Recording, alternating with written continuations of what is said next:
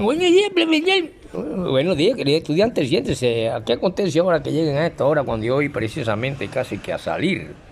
¿A qué se debe eso? Que no me dejan quieto, queridos estudiantes. Hombre, profesor, porque es que nosotros llegamos del muchacho de la esquina, que está haciendo cuarto semestre de Derecho, el otro está haciendo no sé qué, y les pregunto, y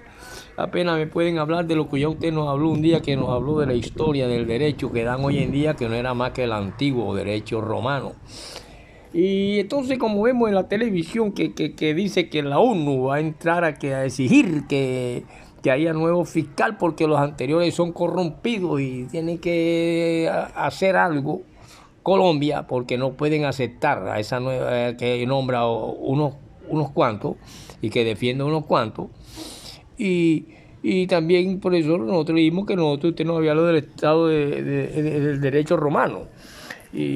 Y entonces, ¿y quién le está dando clase a usted? No, el man que dicen en la esquina que para trabajo, dicen así, pues. ¿Cómo? Ese es un señor serio, ese señor tiene más de 30 años, casi 20, 30 años, 25 años, que no sabe lo que es un cigarrillo, no hay una mente lúcida, como eso. Bueno, profesor, no sé si la tiene lúcida, si es sucia, o es sucia como el comunismo, o es sucia como el imperialismo, o es sucia como el conservadurismo, o es sucia como el liberalismo, pero lo cierto es que usted, profesor,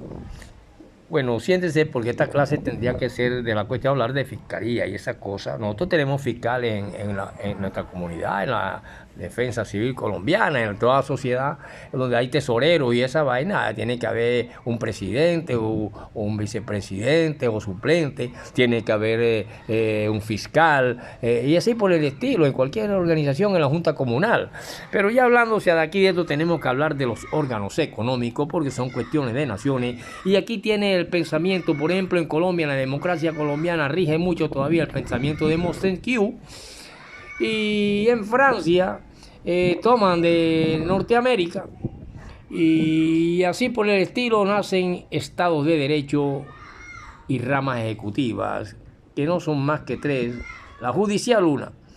la legislativa y la ejecutiva, legislativa y judicial, como le digo una vez, pero que ellas se contraponen para poder tener existencia hasta que nace un Estado europeo que se llama la Unión Europea y que ya las cosas son de una forma diferente. Y por eso estaríamos analizando el mapa cuando esa Francia, aquí en el mar Cantábrico, tiene una punta llamada Bresta, tiene Bordeaux y tiene acá mucho más al sur, llegando al sur y el norte de España, entrando el mar Mediterráneo a Barcelona, pero saliendo y entrando por Gibraltar, llegamos a Portugal, al puerto de Cádiz, a Portugal, y estaríamos en el mar Cantábrico. Y en ese mar Cantábrico encontraríamos en España La Coruña, acá al norte dando al océano Atlántico. Y toda esa vaina forma en aquellos pueblos de la Unión de Europa. Encontramos Polonia, Checoslovaquia, allá al oriente de acá de Francia, está Rumania, Bulgaria, Yugoslavia, y una bota militar llamada Italia, que es donde nace el fascismo de Mussolini. Y acá en esta Alemania el famoso Adolfo Hitler, y que todo eso tiene que ver con estados sociales de derecho y con justicia. ¿Cómo, profesor? Sí, porque nace un momento en que la Edad Media, y ahí interviene ya la Iglesia y aquel antiguo derecho romano, y ya estas cuestiones van dando perfiles a que hayan órganos ejecutivos que van a determinar cuestiones hoy hasta llegar a Colombia, que hacen de unos siglos hacia acá todavía rige el pensamiento de Montesquieu, y que en aquella antigüedad pues si rigieron el pensamiento de Aristóteles, como llega a Estados Unidos. Y así por el estilo podemos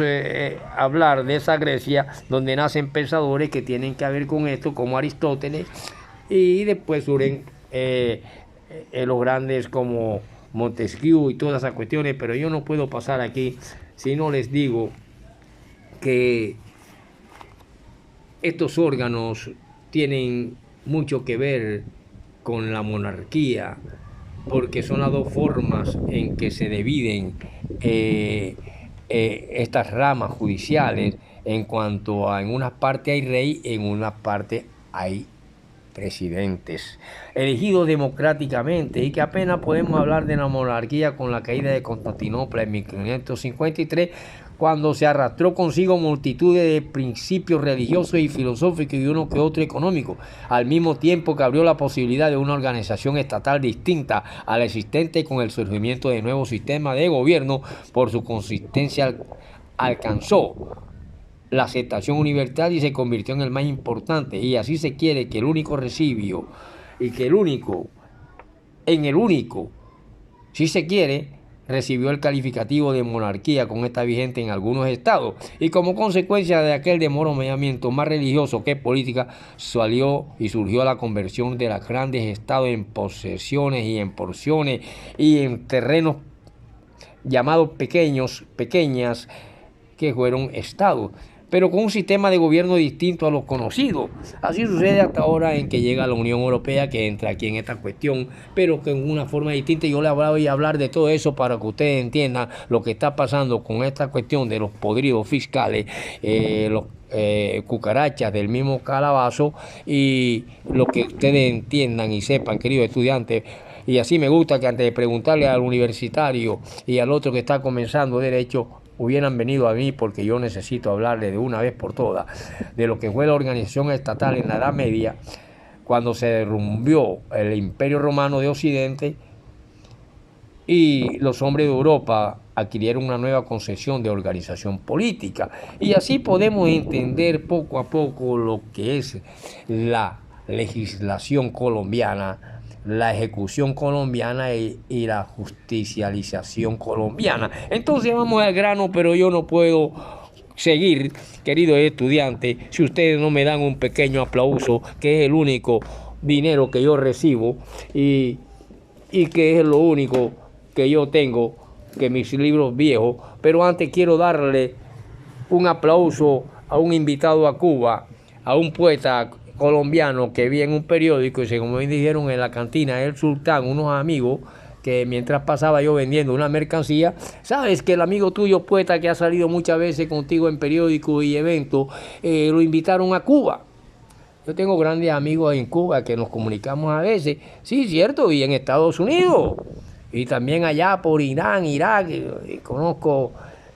personas y conozco israelitas personalmente. Y así por el estilo, los libros viejos que me encuentro por ahí botados me han instruido, y esto sí les voy a hablar de esto, de lo que se conoce como los órganos del poder. Y empecemos así. Primero, querido estudiante, quiero que tú, Jacintico Matías, me digas al menos qué es, según lo que yo te he enseñado, el Estado de Derecho.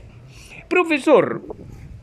el Estado de Derecho no es más que una concesión jurídica. Ojo, y aquí entra todas estas cuestiones de fiscales, legislativo, ejecutivo, judicial, porque ellos se contraponen entre sí para poder tener un equilibrio y haya una justicia nítida y haya una justicia que sea transparente y que las cosas se hagan y que cada órgano tenga su propio poder. Por lo tanto, nace el Estado de Derecho, que es la relación que tiene un pueblo que está asentado en determinado territorio. Por ejemplo, nosotros los colombianos, y también lo hay en el Alto Tíbet, lo hay en la Argentina, lo hay en la Alemania, lo hay en los chinos, lo hay en todo el mundo, y en todo existe un Estado de Derecho. Y por eso cuando a mí me dicen que cuando llega el comunismo y entonces el Estado es dueño de todo y el hombre queda desposeído de todo, a cualquiera y a todos nos da miedo.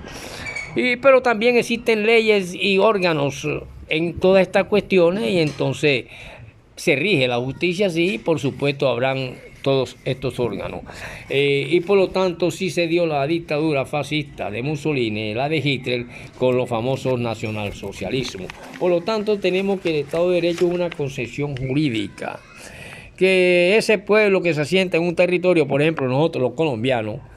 y que se rige individual y colectivamente por un conjunto de reglas que obligan a todos por igual, y que todos por igual llamamos leyes. Así se habla del Estado argentino, del Estado alemán, del Estado chino, como le digo, y nace la costumbre jurídica. Esa costumbre jurídica ya clasificada en dos categorías principales, como le dije al principio, la monárquica y la república. Y por lo tanto, con un presidente en la primera y con un rey también en la monarquía. Entre todos ellos, casi todos ellos, opera algo que se llama la democracia como sistema de gobierno, y para gobernar se utilizan unos cuerpos colectivos de mayor o menor número de personas llamadas órganos del poder público, y esos órganos del poder público son el legislativo, el ejecutivo y el judicial. Cuando ustedes entiendan esto y vean que existió siempre una monarquía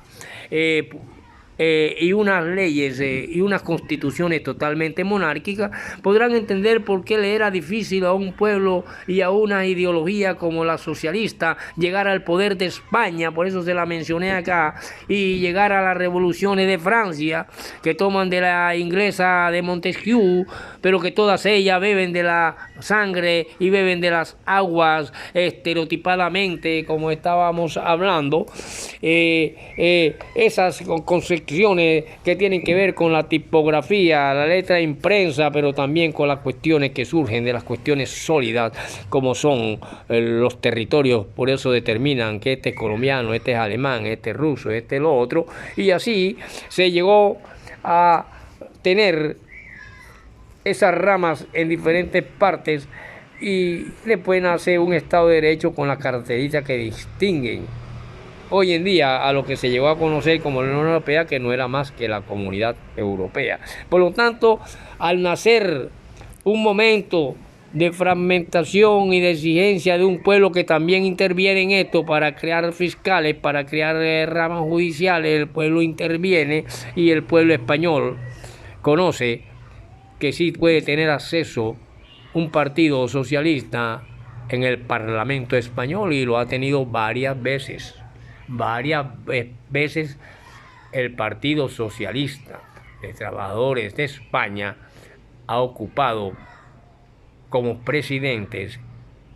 el puesto que antes solamente se regía a través de las constituciones monárquicas, y que solamente era lo que decía el rey: maten al niño por la mitad, como había en la antigüedad, y lo tenían que hacer porque era la palabra del rey. Entonces ahí, como cuando nos dicen que el comunismo es algo como así, por supuesto que nos da un poco de miedo. Entonces empecemos a ver qué es lo que es la democracia, y para poder ver que aquí nacen y se aceptan esas ramas, y entendamos esto como sistema democrático. El sistema democrático arranca mucho desde la época de los griegos. Ellos fueron los griegos los que pusieron en práctica esta cuestión, pero no a la manera como la hacemos hoy en día, ni tampoco en una forma continua, sino que ellos iban determinando casos cuando debido a las circunstancias extraordinarias lo exigían, y resolvían el problema. Y el sistema democrático y el sistema de gobierno existente continuaba a sus ritmos normales. Pero ¿en qué consiste realmente el sistema de gobierno democrático propiamente dicho? Teóricamente, democracia directa o gobierno directo o gobierno democrático directo es aquel en el cual el pueblo interviene directamente en el manejo de los negocios públicos. En realidad, este sistema solo puede ser posible en aquello que se conoció como el Estado-ciudad de los griegos, y por eso es necesario ver a Fuster de Coulanges en su obra El Estado-ciudad. En esa época de su primera república, cuando los ciudadanos se reúnen en un ágora, se reúnen en una plaza pública, se reúnen en una especie de congreso para ejercer determinadas funciones judiciales, entonces nosotros sí podemos decir que estamos ante la dirección de grandes procesos en los que se oía la acusación y la defensa. Y al oírse la acusación y la defensa, solo faltaba la inocencia o la culpabilidad del acusado, o cuando se dictaban medidas especiales de orden legislativo, o cuando en ocasiones, para ejercer ciertas funciones de carácter ejecutivo, como lo eran el nombramiento de embajadores o de generales para dirigir la guerra, entonces también Roma alcanzó a conocer esta clase de gobierno democrático directo traído de Grecia, y entonces su duración y permanencia fueron tan efímeras, tan fugaces, que apenas sí merecen tenerse en cuenta. Porque los comicios curiados, que pueden ser tenidos como supervivencia del gobierno democrático directo, no resistieron el embate de la prosperidad posterior, y menos aún de las nuevas ideas sobre la organización de los estados. Aquí se citan a Suiza como único y último reducto del gobierno democrático directo, porque ahí el pueblo decide sobre cuestiones trascendentales por medio de plebiscito, dicho sea de paso, considerados sin dilación alguna como la máxima prueba de cultura política en el mundo civilizado. Querido estudiante, quisiera dejárselo ahí un poquito para continuarlo en la otra clase con cada una de las ramas legislativa, ejecutiva y judicial, y decirle que hasta en el Alto Tíbet ya existe Estado y cuestiones organizativas a través de justicia, ejecución de la justicia y legislación, para que haya un Estado y pueda existir un Estado de Derecho. Por lo tanto, la democracia representativa o indirecta es aquella en la cual el pueblo no actúa directamente, sino que se vale de sus representantes para hacer valer sus derechos. Pero el pueblo también puede hacer valer sus derechos. Ya lo vimos, como le dije anteriormente. De estas circunstancias de diversa índole han influido para que este sistema sea el único que en la actualidad impere. Una de ellas, y la principal de todas, era de ya. El Estado no es como en un tiempo lo fuera, Estado-ciudad. Ya hay un Estado diferente, ya hay un Estado de derecho, ya hay un pueblo estudioso, ya no hay la posibilidad de la reunión de todos los ciudadanos en un lugar cualquiera para tomar las determinaciones generales que las necesidades impongan, sino que ya existen en la República y en las democracias palacios donde se reúnen y viven los presidentes y donde se legislan las leyes y donde se dirigen y se derivan y se aceptan normas, leyes